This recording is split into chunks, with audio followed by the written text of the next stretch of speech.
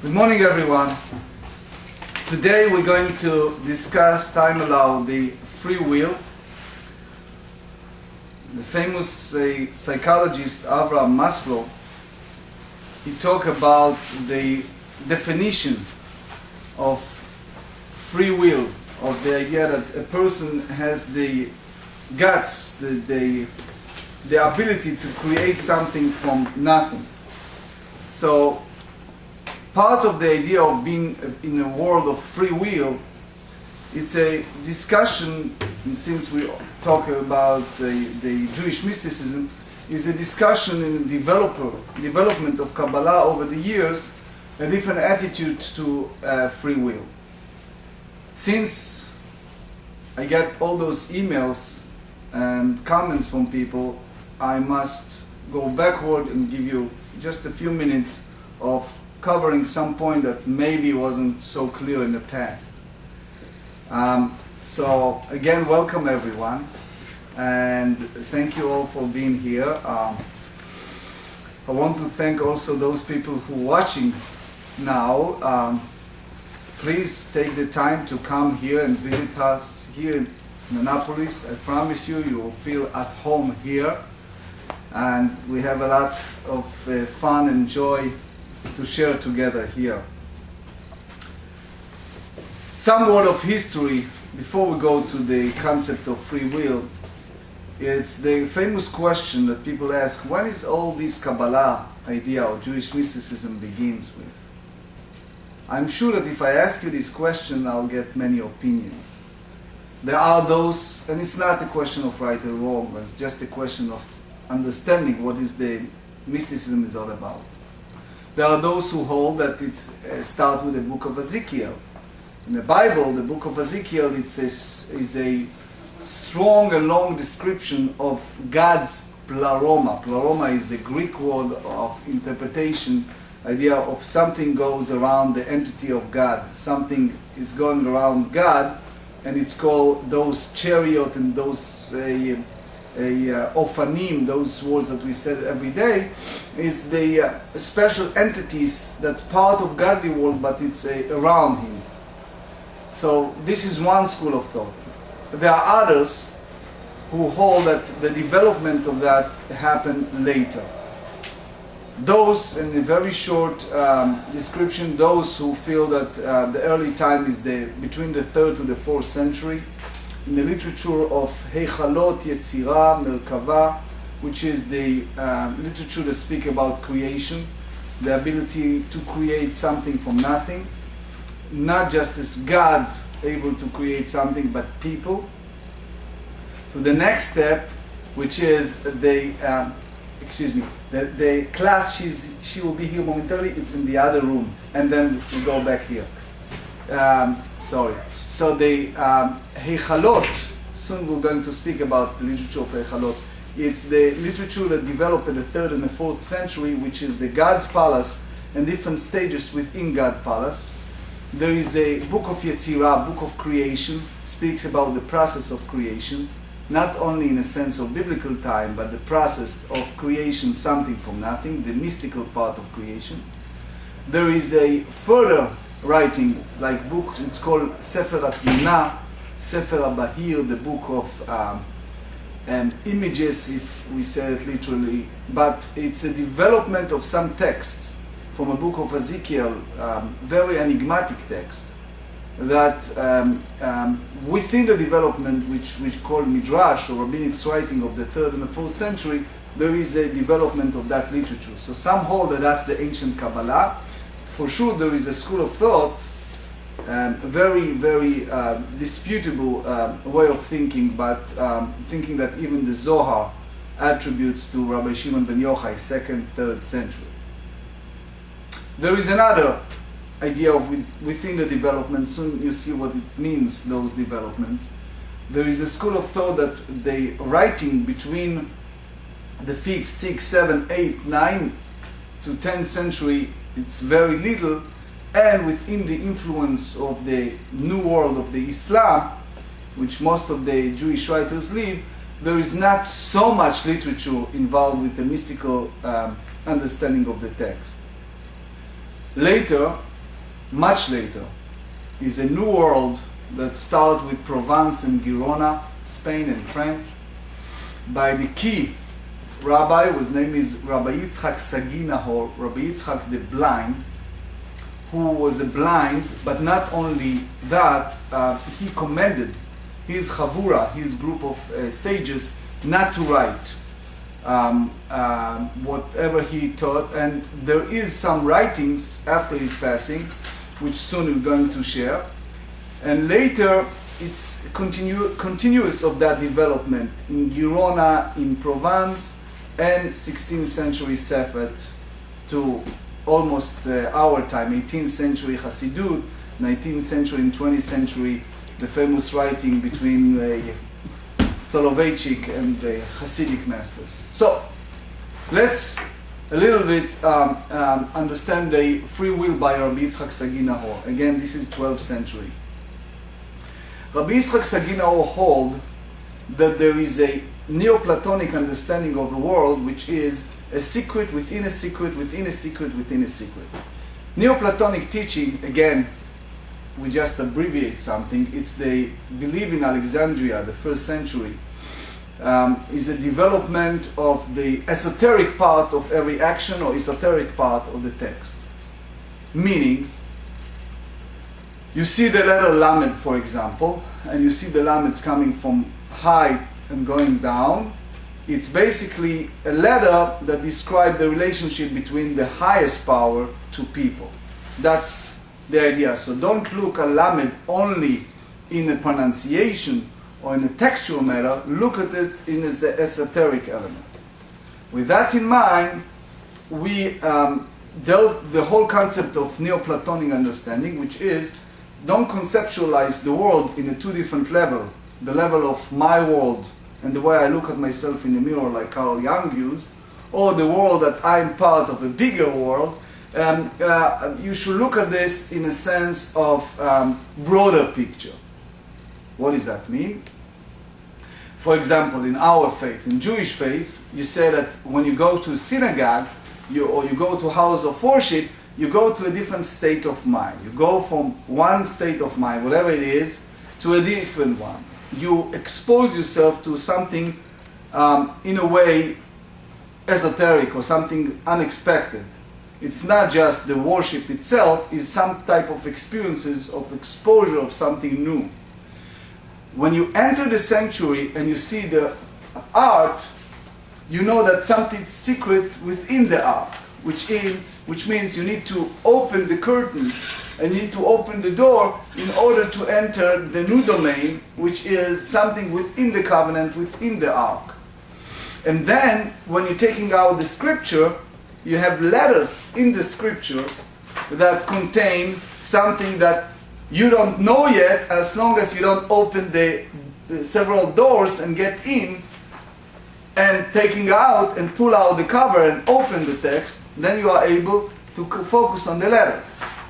But that's not the end of the story. The Neoplatonic teachings, which Rabbi Yitzchak Sagi Nahor developed beautifully, it's within the letter themselves. There are also a lot of secrets. As you know, in Judaism we say that there are at least 4 different departments of understanding the Torah: the literal text, the esoteric text, the numerical value, etc. There are those who go even to 70 different way of interpretation to our times. You see many interpretations. So Neoplatonic, dealing with stages of delving with the secret that always involved with another secret, and almost like an endless cycle.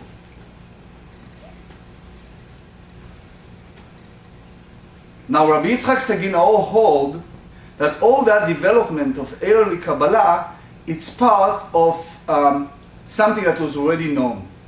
And again, this is very ontological way of understanding, which is the idea that the Talmud relate, for example, in the tractate Nida, the Talmud said that this is something I'm sure you heard, that before the baby is born, already angel of God taught the baby the entire text, and then you see a little sign, they push it, and when the baby is out, they forget everything. So what happened in that school of thought, it's a person have a flashing memory and he or she are able during the course of life to retrieve what they learn before they are physically out of the mother's womb.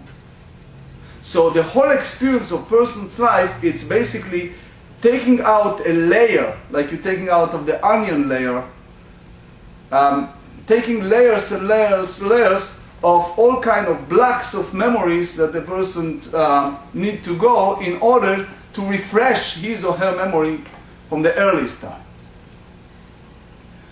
So for example, when you see a literature of Heichalot, which is the Heichalot Rabbi, Heichalot Zuta, it's a 4th and 5th century writings.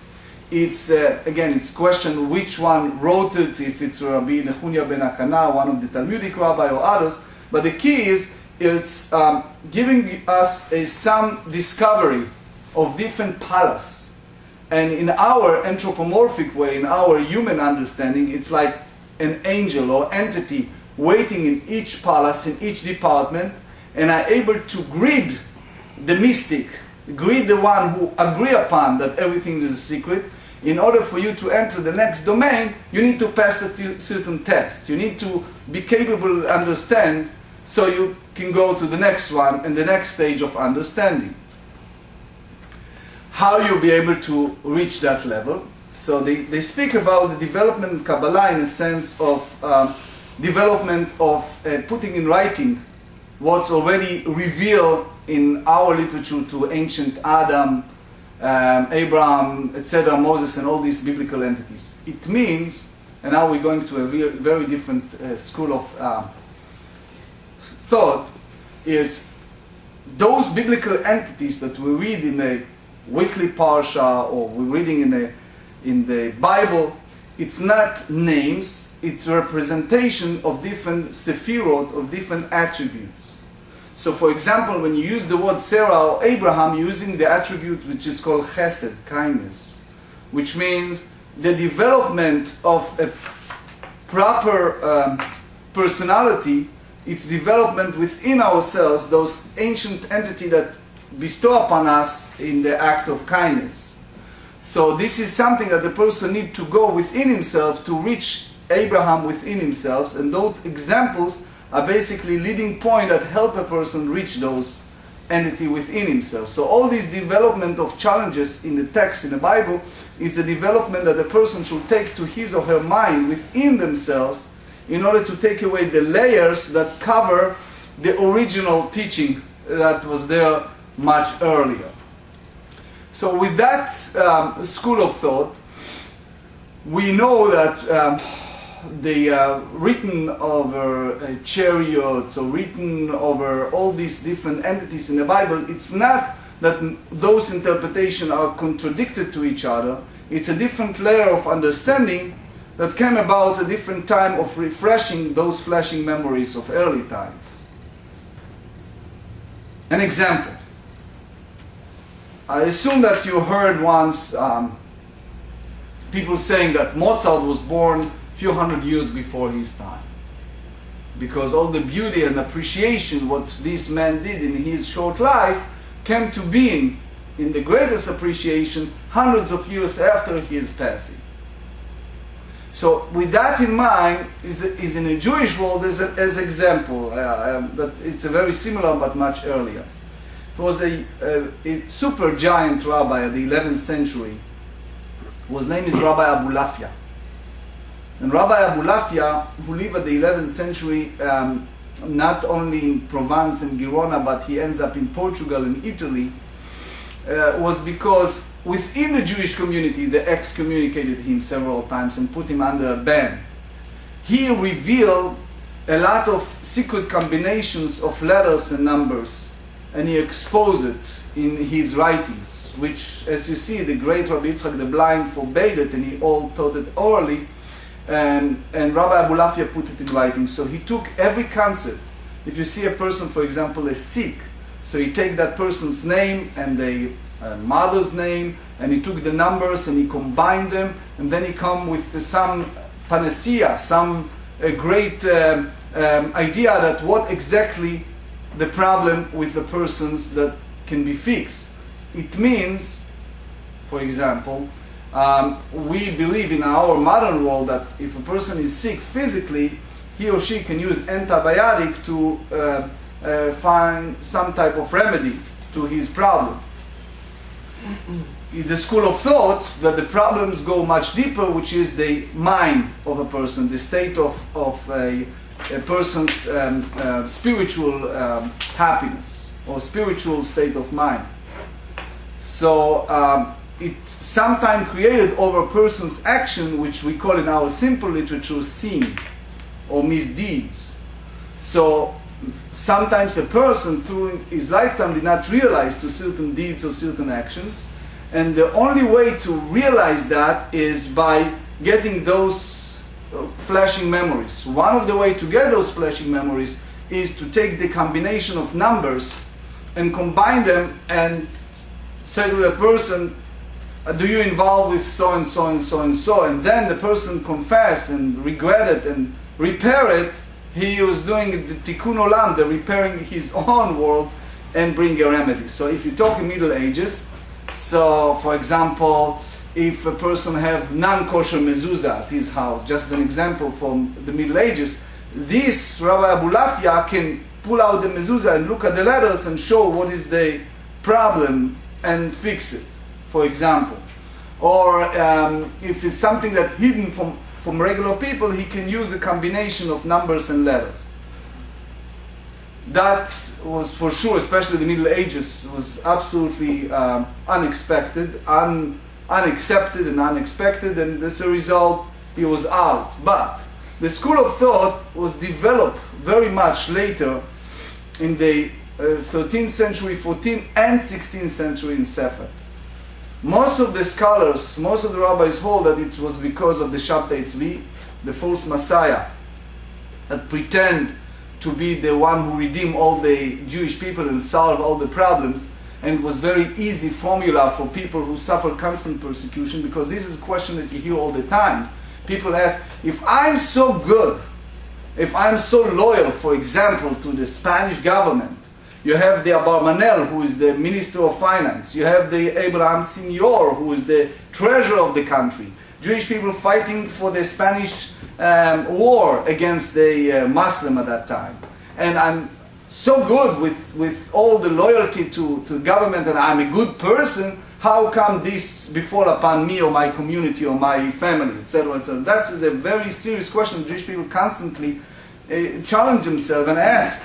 And especially after all this constant, endless cycle of persecution in the heavy Christian Europe in those years, that was an easy formula, easy resolution by believing that it's all part of a divine plan for Messianic era, and this guy is Shabtai Tzvi, he's going to pull us out from all these crises. So after it was discovered that he was a false Messiah and he converted to Islam and 6,000 Jews follow him and all these crises, and follow him, it was the great crisis of Frank in Poland, that is another fellow that eventually converted to Christianity at 1770. It was a strong notion in Jewish world, a need for response to all this turmoil that go everywhere. Kabbalah of Tzefat, development of the Ramak, Ari, Reb Chaim Vital, and all these great rabbis, is a understanding that what you see is almost like Neoplatonic approach, which is it's a secret within a secret within a secret within a secret, with the broader understanding of the world, which is much bigger. And you are basically a small link of a small entity in the entire divine plan. And therefore, if you accepted the situation and you understand that whatever I am now, it's meant to be, I am here for a reason, I am doing what I have to do for a reason, and if I'm in environments that I'm unhappy for whatever it is, if it can be the situation in a country, the situation in a community, the situation with my partner, the situation with my employee, or somebody who's mistreated me, or whatever it is, if you get to a state of mind that this is the place that you're meant to be, this is the place that God wanted you as a broader picture, then you became a partner with God. And that development of partnership, the Maharal, great Rabbi Yehuda Levi in Prague, who is in those days the chief rabbi of Czechoslovakia, developed very deeply in his writings. Is the idea that it's called in the Greek methodology the theological attitude. Theological attitude, which again we don't have enough time to discuss it, just to give you the abbreviation, is the idea that a man has the ability as a creature of the Creator to create upon the supernatural power a change in the world within his own power. What do I mean by that? A simple example, we always try to be simple, is for example when you ask for Mishaberach, prayer for the sick. So we're taking out the Torah, the scripture, and we're saying a prayer. So what exactly happened? Theology is saying that by reciting those words, the power of those words can influence a bigger force, the supernatural power, to change the destiny of someone in New Zealand. I'm taking the name of someone, I'm having that person's whatever, mother's name, father's name, parents' name, whatever they have, and I'm praying, or the group of people are praying with the divine, in a sense. We have the ark, we have the sanctuary, we have all these entities, and we are able in those prayers to influence the biggest power, the supernatural power, to change destiny of someone elsewhere. That's a very core theological belief in every religious group, as long as you believe in the power of your prayer. For sure, the Bible repleted with examples from Hannah, from many, that use their prayer to change destiny. That's called theology. Theology, ability to change something in your free will, in your own world, changing destiny. So we talk about partnership with changes. But the turmoil of the Jewish world never ended, in a sense that even you see the development of the Kabbalah of the 16th century, which calmed down the situation and people understand that there's a broader understanding. You see in Europe the beginning of the Hasidut, beginning of the Hasidic understanding, which is I should be always in a state of happiness because there is a broader understanding of life. The state of happiness that was developed so deeply in Hasidut affected even through our time all this mindset of thinking. An example, great Rabbi Soloveitchik, now we're talking contemporary, the past generation, may he rest in peace. One of his masterpieces of writing was the book Halachic Men. In the book Halachic Men by Rabbi Soloveitchik, he tried to describe the concept between homo-religiousness and cognitive of a person, which means there are two entities within a person as individual and within a person as a communal person, as part of a family or as part of society. In one hand, the person is a homo religiosus, which means if you're born in a certain culture or certain social gathering, a certain society, you are part of that group. So you basically homo religiosus because you are part of something that everyone does. So you don't express your individuality much because you are part of society. Your free will is really limited because you are part of general society. Your ability to transfer or observe the secret part of the entire social happening is very limited because you are a very small part of a big social group. On the other hand, within the person himself, he was created with a cognitive ability, which is he is able to express his individuality with that framework, and it's not necessarily contradicted to his homo religiousness, which means he can have these two contradictions within himself, but he can live with this duality of life in a happy mindset. So, for example, you can have a non-observant person like logotherapy or Viktor Frankl, a fellow that lived through the Holocaust, and he was in a camp, but he was able to express his cognitiveness because he was able in his mind to be out of a camp and understanding that there is a broader picture and he will be out of that physical world soon, which happened in his logotherapy. So in that sense, Soloveitchik was able to interpret those esoteric part of the ancient Heichalot, Merkava, Rabbi Yitzchak Sagi Nahor, and the most current writing of 16th century of Sefard, to a most applicable mindset of a person. So a proper living of a person is his or her ability to live with these contradictions and duality within himself. Furthermore, he developed it following the Maharal teaching that that's not only in my own world, but it's also applied to the general world. This dualism, it's part of development of the whole world. If you're looking at any text in the Bible, or even the halakha, even the practical application of the text, and you constantly challenge those rules and regulations and boundaries and things, you're not in Jewish faith, you're not a rebellious. Because in Jewish faith we all say that we are one family, one team. The only difference is that there are people who are a little more educated. So you have teachers, you have rabbis, you have people who can share their knowledge with others, but we all equal in the eye of the Lord.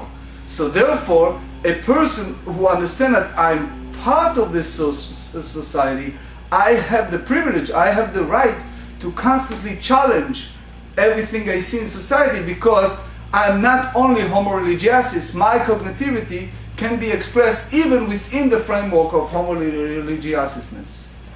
So by searching every week the Torah portion, going again and again and again, or searching the Mishnah or Talmud or any text or any happening in life, it's not something that act of heresy or act of rebelliousness. It's a healthy act within a person himself to go to the Neoplatonic understanding, which is to expose himself to different phrases or different things that happen.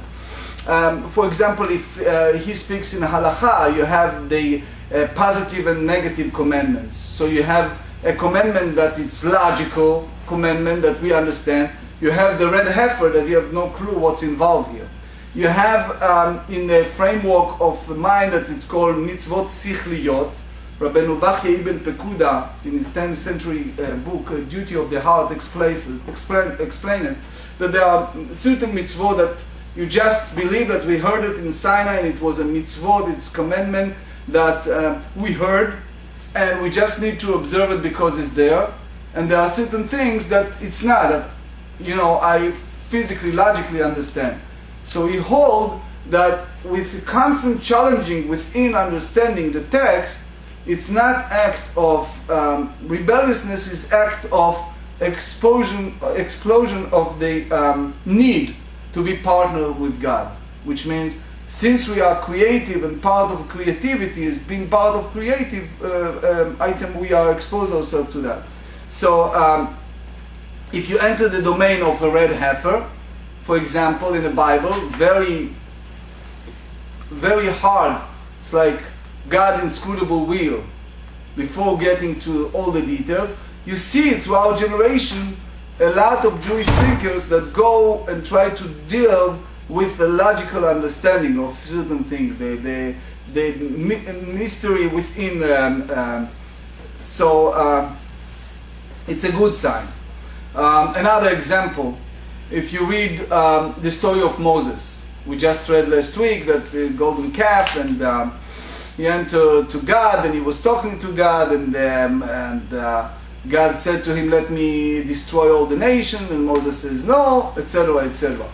So Rabbi Dr. Aryeh Kaplan, with his book Meditation Kabbalah, again it's a masterpiece, he explains that the whole concept which we call the nothingness within a person, the nothingness is part of the free will and self-development of a person that followed the trait, the example of a name in the Bible. Name in the Bible meaning some trait that I can retrieve myself, I can go back in those flashing memory and discover Moses within myself. So it means Moses is a concept of a person that took away his ego, his need for himself, and make himself nothingness. He said to God, I'm absolutely nothing, and even erase my name to make the nation survive. So it's not only example of leadership, it's example of something that each person can take to his own heart,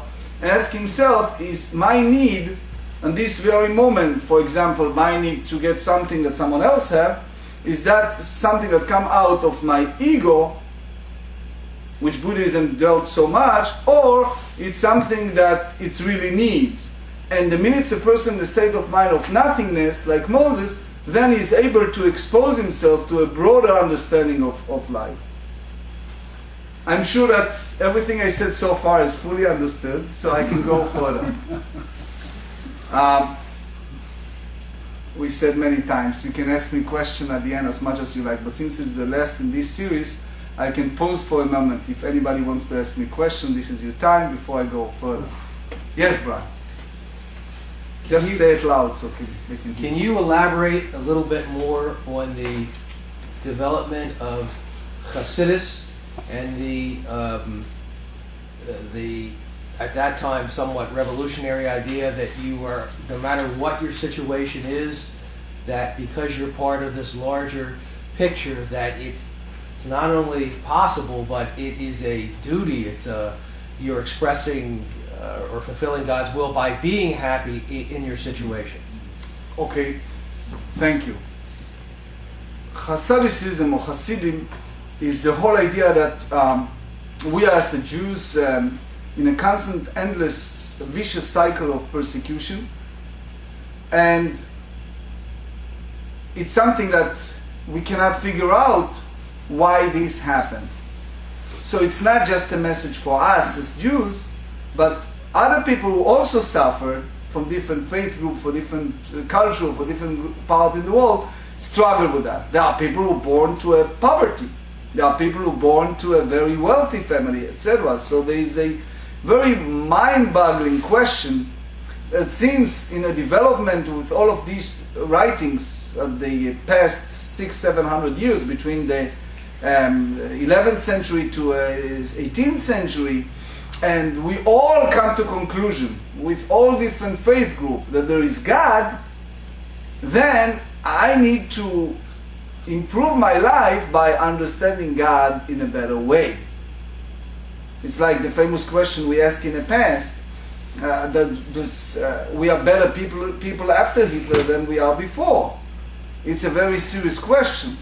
So in the Hasidut, they hold that the crucial part for a person's happiness is his state of mind of happiness. Which means if a person's exposed to something that it's very bad, so you can take just an example, the story of Abraham. The Torah said that Abraham went down to Egypt. And it was against all of his wills. God asked him to leave his homeland and to go to the promised land, and now he needs to leave because of famine to Egypt.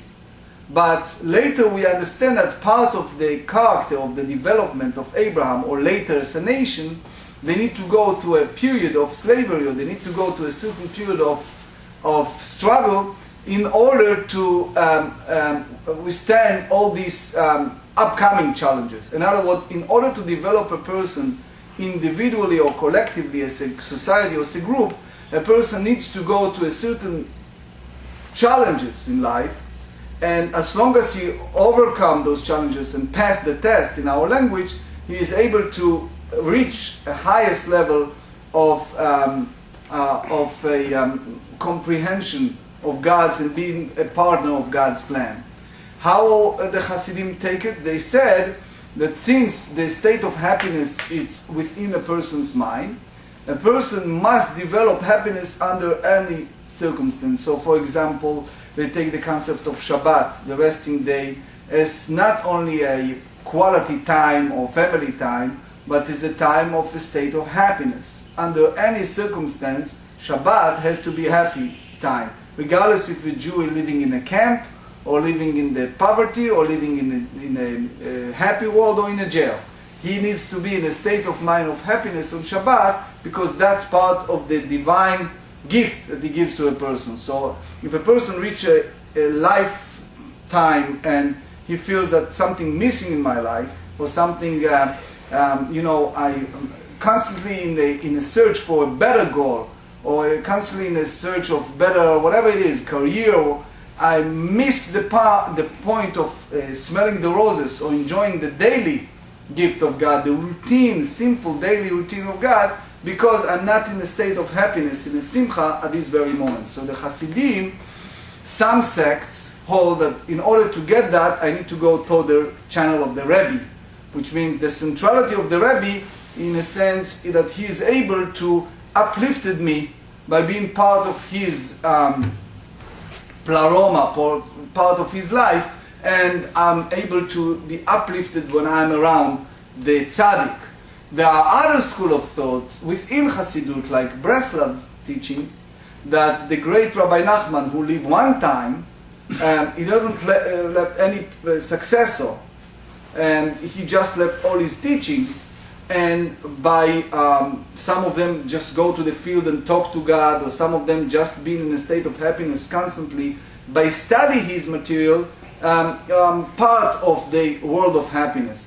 So Rabbi Nachman of Breslov, for example, wrote extensively about the importance of happiness. He go to the extreme saying, "Afilu b'milte d'shtuta," even a person should be happy with a stupid joke, or something that it's a, you know, as long as it brings the person a state, a mood, a state of happiness, it's good.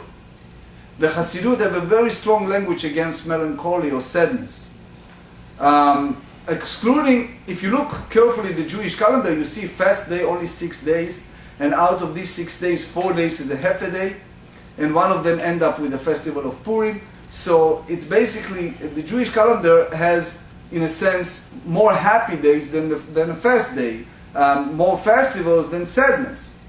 Yet, again, is the state of mind, which we talk many times, a person to be out of his exile, or his own struggling and suffering, is his state of mind, a state of happiness. So the Hasidim hold that lack of simcha, lack of happiness, it's creating some block around the person's future success. Reb Nachman, for example, speaks about chapters and chapters about the smile, the importance of being in a state of happiness and spread smile. He holds that the smiling, an expression of happiness, it's contagious. It spread the world and help other people. It's create a different environment. So again, the school of thought is this: since we are limited with our ability to understand what's happening, and since we understand that we are part of the biggest plan, so, and since a person accepts his situation as is, in a sense that this is what I'm supposed to be at this very moment, so I should do the very best I can under this circumstance to put my mind in a state of happiness. That's the teaching of Hasidut. So, even within a person himself, there is a lot of contradictions, which is a person himself or him as a part of society, but still, if he is in a state of happiness, it's bringing a better aura around him. That's Rab Nachman, for example, teaching. Any questions before we go further? Woo! Are you sure? Okay, so all these writings didn't come out peacefully in the Jewish world. When we are speaking about Rabbi Yitzchak Sagi Naor today, for example, 12th century, the Neoplatonic teaching, it was another side of Jewish world, the Maimonides side of Jewish world, that most of the life of Maimonides, he was logical and explaining things just, he has 14 books of explanation of Jewish law, what you're supposed to do, etc. But the very end to his life, he wrote the famous Guide for the Perplexed, which basically contradicted big part of his earlier writings. Is that a contradiction or not? Soloveitchik came to a picture, as well as many others, and said no. Rambam said in the introduction for the Guide for the Perplexed that this book intent only for those people who completed all my other books. Which means that it's not for everyone. However, the Jewish world did not take it in that way. And I assume you know or you heard that it was a big burning of his books in France and in Spain and other places, which not only aggravated him at the very end of his lifetime, but it created a big turmoil in the biggest picture. One of the things that traumatized the Jewish world was the story of Louis IX burning the Talmud, which many rabbis interpreted like in heaven there is a decision that goes for the Maimonides. So again, it was a two school of thought, the Kabbalistic school of thought that it's everything is esoteric. Maimonides school of thought, until he reached the age of the time, the Guide for the Perplexed, that everything is simple, logical. That's the way it is, and that's it. It's not broader than that.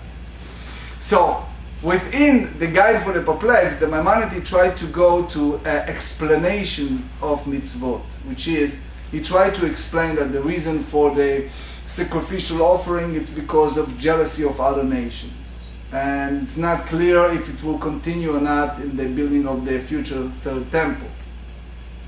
Or, for example, the teaching of the red heifer, that he tried to give explanations that it's basically changing the state of a nation from impure to pure, etc. So it's a lot of ta'amei mitzvot, a lot of explanation why certain commandments and the value of certain commandments in the broader picture. So free will, for example, the Maimonides has a strong contradiction between his early writing to the late writings. In his early writing, follows Socrates and Appleton and the mainly Aristotelian teaching. He goes at length to say that free will, it's almost clearly predestined. And the whole idea of a person's free will, it's in a very small, circumscribed way of his limitations. An example, when you read in the Bible that God told Abraham, your grandchildren is going to enslave in Egypt. Or you read in the Bible that Joseph interpreted a dream that his brother is going to bow down to him in the future. So Maimonides comes to the picture and he says, that's exactly what I try to tell you, that it's a set-up plan. So he followed, for example, Socrates' teaching that when it's come to prophecy, a person reaches prophecy by suffering his life, by going through a tremendous amount of physical purity, almost like the Buddhists, like the nuns and the monk, in order to reach that. But later in life, when he came to the Guide for the Perplexed, he contradicted that. And he said, no, I can show you even in the Bible, you have evil men like Balaam that receive prophecy from God. You see, bad people too receive prophecy. So, what's the conclusion? So Maimonides come out and said that only the divine with his world of Atzilut, which is the highest level of the divine providence, only the unlimited understand the unlimited, and since the unlimited understand only the unlimited, he chooses according to his choice what to do. So it means as follows. Kaplan explained it beautifully. The idea of Maimonides is, he's not contradicting himself from the beginning to the end. What he's saying is this: a person should strive to be righteous, strive to do what is right, strive to do a very best within his free will. But with all of that said, God still deserves the right to grant him or her with, for example, the gift of prophecy. A person can do his utmost to be rich, for example. He can try 100 businesses. He can have partners and everything works perfect, but each and every time it's crash. Why? Because in that sense, Maimonides come to a picture and said, it's only the one who created the creatures deserve the right to grant something to someone.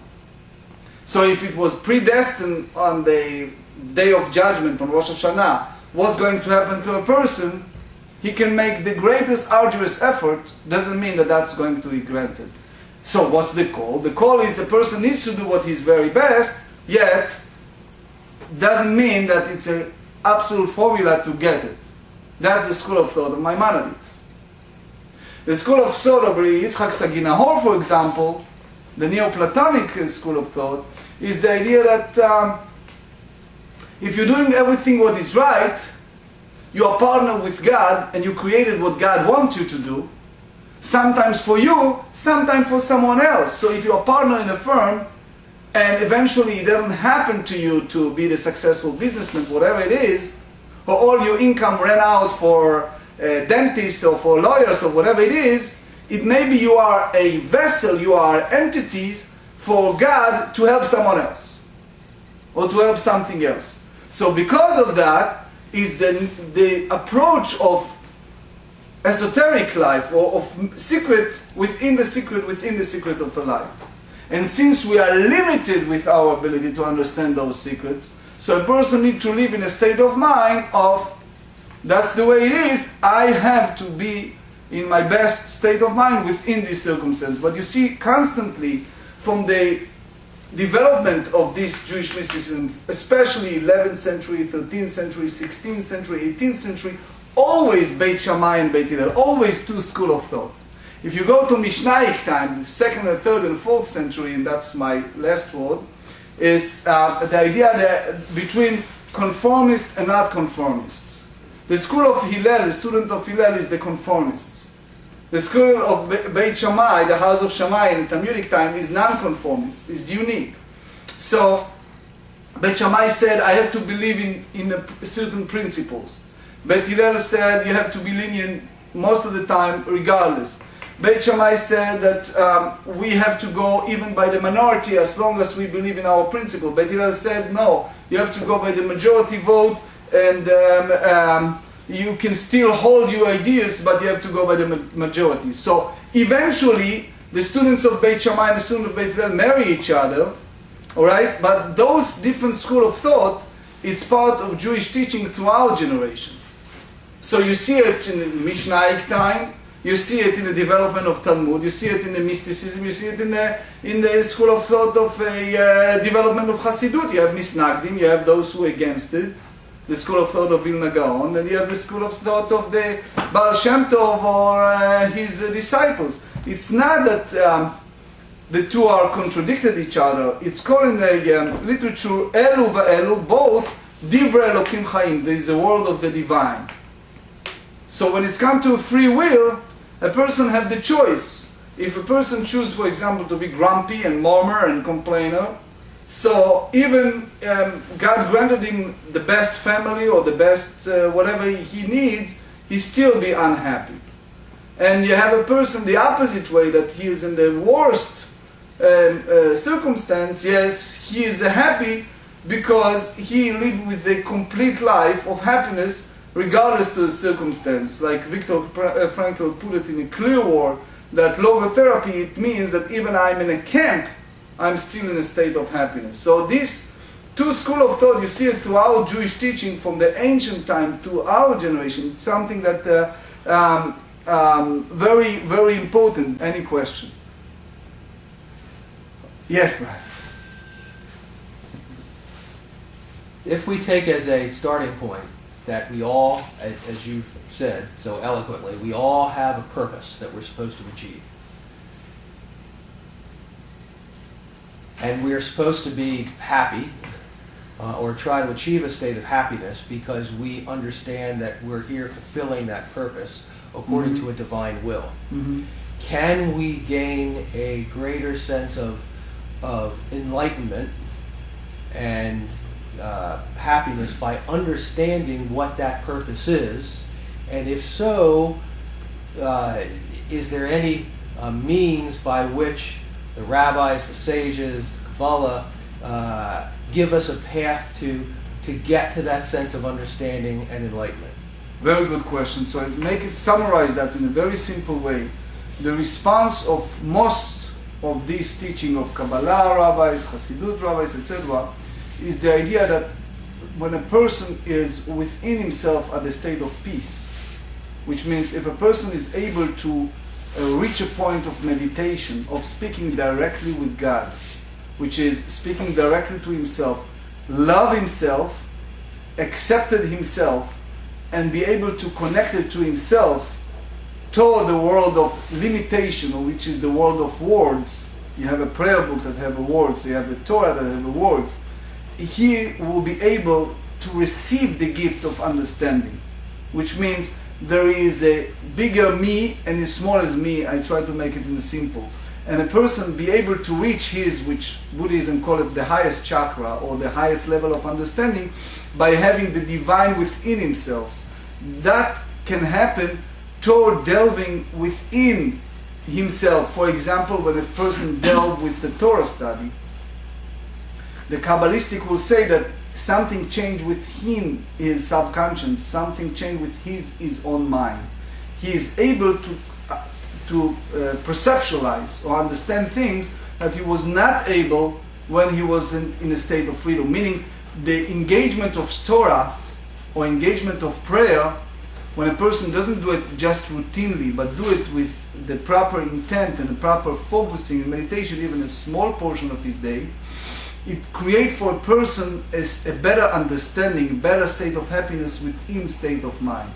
The gift of Torah, that all the rabbis agree, is a special gift that the person can grant himself a better state of happiness when he reached the level of meditation, which means we don't say that a person needs to go to a secret psychic or secret Kabbalist to know the magical part of the Torah. Even we believe that it's existed, that's not the goal. The goal is that the person involved within meditation within himself, engage with better, deeply connected to the words that he pray, the words that he study, the scripture. He is taking that deep to himself and really try to grasp and talk with God within himself, which is, God help me understanding better, God help me getting the point clearly. He will grant that understanding. The minute he will grant that understanding, he will be in a better state of happiness. Furthermore, the rabbi said that what we call olam haba, afterlife, which means the departure between the spirit and the body, if you look carefully at the Kaddish prayer, the mourner's Kaddish prayer, it's not a mourning or growling or sadness. It's justified God's judgment to separate between the body and the soul. And since the soul never died, the spirit never died, and the body, especially in the traditional Judaism following Ezekiel 37, will return back, to life, the idea of resurrection. So it's basically in a state of mind of afterlife is understanding God better, which in a person's world with all the body limitations, pain, suffering, all kind of daily mundane happiness, limited the person's ability to understand God. The highest level of joy that a person can bring to himself is understanding God and himself better. A person understands himself better when he gives himself the gift of state of mind within his own framework. And that's the big gift, which we call the ability of prayer, the ability of study Torah, etc., that the person can give himself the gift of understanding better his own life. Thank you very much.